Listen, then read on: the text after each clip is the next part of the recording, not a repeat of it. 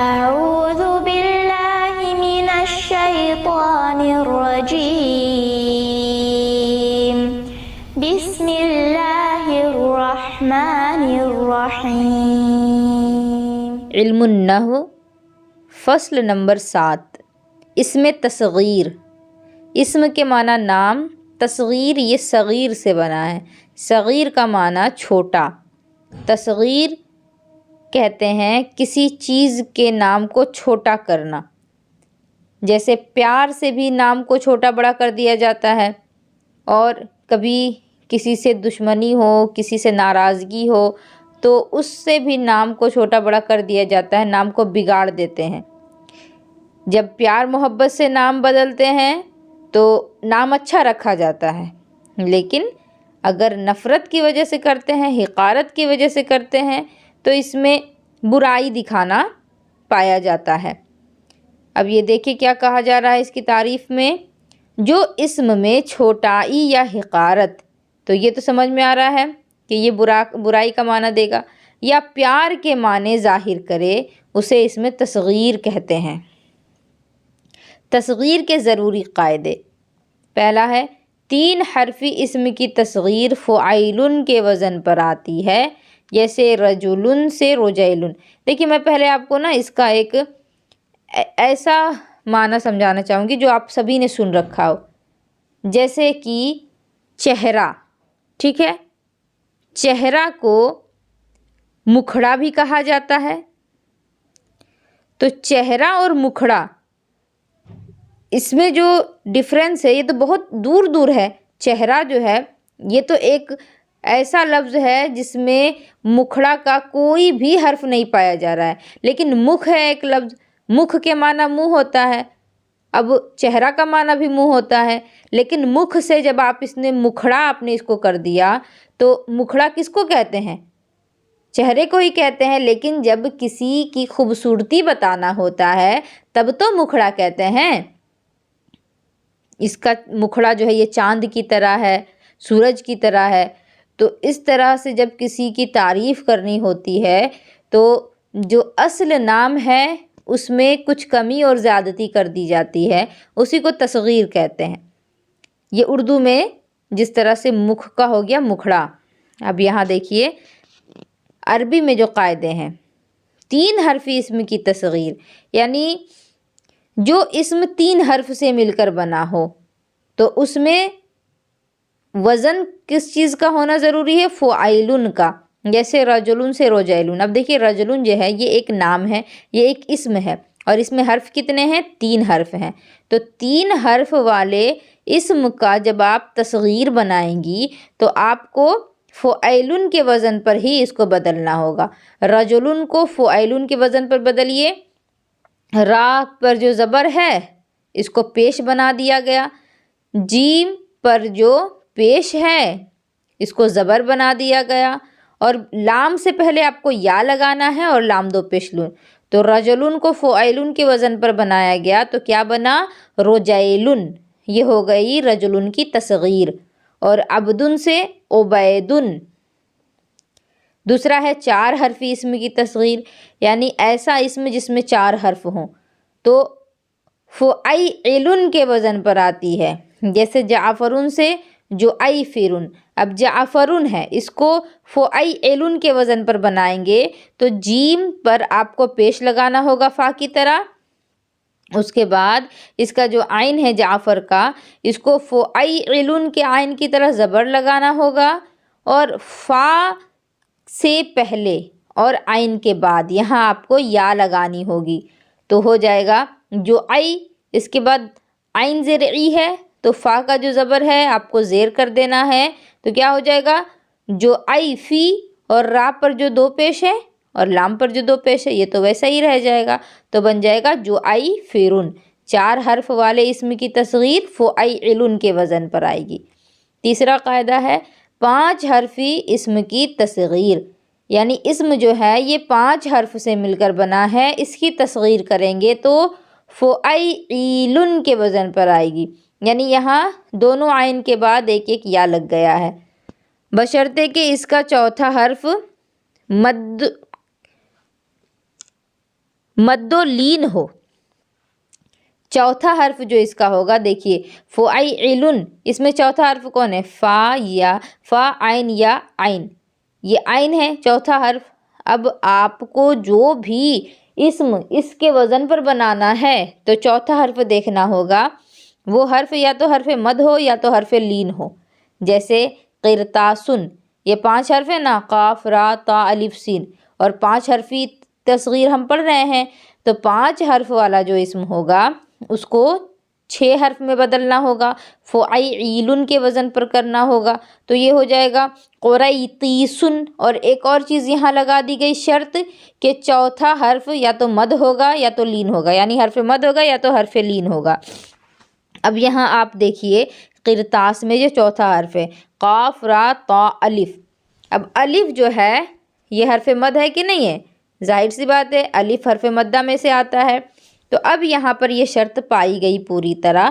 क़िरतासुन को अब आप फ़ुआइलुन के वज़न पर जब बनाएंगी तो क़ुरैतीसुन हो जाएगा, और चौथा हर्फ मद और लीन ना हो तो उसका 5वां हर्फ हज़फ करके तस्गीर भी फ़ुआइलुन के वज़न पर करते हैं।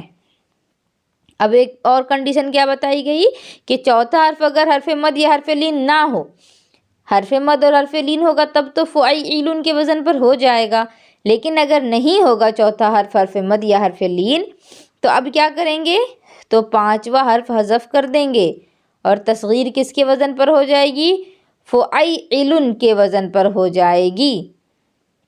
जैसे कि जो आइफ़िरुन हुआ था, जैसे सफ़र जलुन और सुफ़ै रिजुन। अब यहाँ देखिए क्या चेंजिंग आई, चौथा हर्फ मद और लीन ना हो। जैसे आप देखें यहाँ सफ़र जलुन, सीन फ़ा रा जीम, ये जीम है, और जीम जो है ना तो ये हर्फ मद्दा में आता है ना ही हर्फ लीन में आता है। तो जब ये नहीं आ रहा है हर्फ मद और लीन में, तो क्या किया गया है? तो 5वां हर्फ हज़फ करके तस्गीर भी फ़ुआइलुन के वज़न पर कर देंगे, तो हो जाएगा सफ़र जलुन। सफ़र जलुन से क्या हो जाएगा? सुफ़ै रिजुन हो जाएगा। सफ़र जलुन ये एक असल नाम था, असल वर्ड था, लेकिन इसकी तस्गीर जब आपने की फ़ुआइलुन के वज़न पर तो क्या हो गया? सुफ़ै रिजुन, क्योंकि यहाँ पर आइन के बाद या लगाया गया है ये तीसरे नंबर पर, तो यहाँ सीन और फ़ा के बाद जो तीसरा नंबर होगा वो यहाँ पर या लगा करके बनाया जाएगा, यानी फ़ा और आइन के बाद फ़ा 1 आइन 2, इसी तरह सीन 1 फ़ा 2 हर्फ के बाद तीसरे हर्फ पर यहाँ या लगाया गया है तस्गीर बनाने के लिए, तो सफ़र जलुन की तस्गीर हो जाएगी सुफ़ै रिजुन। अब फ़ायदा क्या है इसका? मुअन्नस समाई की ता तस्गीर में ज़ाहिर हो जाती है। देखिए मुअन्नस समाई का क्या मतलब होता है? समा का माना होता है सुनना, समेआ उसने सुना, यसमाउ वो सुनता है या सुनेगा, उसी से समाई। मुअन्नस समाई यानी ऐसा नाम जो कि सुनने में ही लगे कि ये मुअन्नस है, तो उसकी जो ता है तस्गीर में ज़ाहिर हो जाती है। जैसे अर्जुन से ओरैदतुन, अर्जुन के माना है ज़मीन। अब ज़मीन का लफ्ज़ जब आप सुनती हैं तो आपको तो खुद ही समझ में आ जाता है कि ये ज़मीन तो मुअन्नस है, क्योंकि आप क्या कहती हैं? ये मेरी ज़मीन है, ये तुम्हारी ज़मीन है। तो ज़मीन का जो लफ्ज़ है ये मुअन्नस समाई के अंदर आता है, क्योंकि इसमें लिखने में तो कोई हर्फ ऐसा नहीं है जो आपको ये बता दे कि ये मुअन्नस है। अर्जुन, ज़मीन की जो अरबी आती है वो अर्जुन आती है, और हमज़ा रा और ज़ा इसमें कहीं पर भी मुअन्नस की अलामत मौजूद नहीं है, तो इसी वजह से इसको क्या कहा जाता है? ये सुनने में मुअन्नस लगता है, इसीलिए इसका नाम है मुअन्नस समाई। तो मुअन्नस समाई की तस्गीर में, जो मुअन्नस समाई में जब आप तस्गीर करेंगी तो इसमें फिर जो ता है वो ज़ाहिर हो जाएगा। तो अर्जुन से हो जाएगा ओरैदतुन, आखिर में ता लगा दिया गया। इसी तरह शमसुन से हो गया शुमैसतुन, शमसुन भी। सूरज, जब आप इसको उर्दू में बोलेंगी ना सूरज, تب تو آپ کو یہ مؤنث کہیں سے نہیں لگے گا.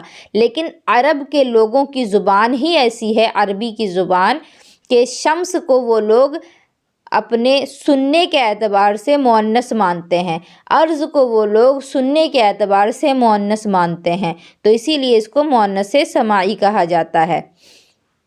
اور اگلا ہے جس کا آخری حرف حذف کیا گیا ہو وہ تصغیر میں واپس آ جاتا ہے. جیسے کہ کوئی اسم ہے، اس میں کچھ تبدیلی کر کے اس کا جو آخری حرف تھا وہ ہٹا دیا گیا تھا، تو جب اس اسم کی آپ تصغیر کریں گی، اس نام کی جب آپ تصغیر کریں گی، تو پھر اب آپ کو وہ جو حرف آپ نے پہلے ہٹا دیا تھا وہ واپس لانا ہوگا. جیسے ابن سے بنیون، ابن اصل میں بنون تھا، بنیون. ابن جو ہے اس کا معنی ہوتا ہے بیٹا، ٹھیک ہے، اور یہ اصل میں کیا تھا؟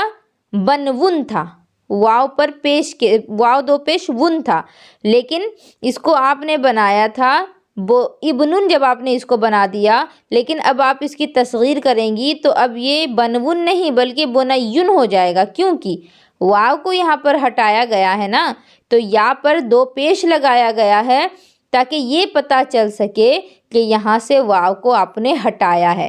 کیونکہ آپ یہ پڑھ چکی ہیں واو جو ہوتا ہے وہ ضمہ کی طرح ہوتا ہے، پیش کی طرح ہوتا ہے.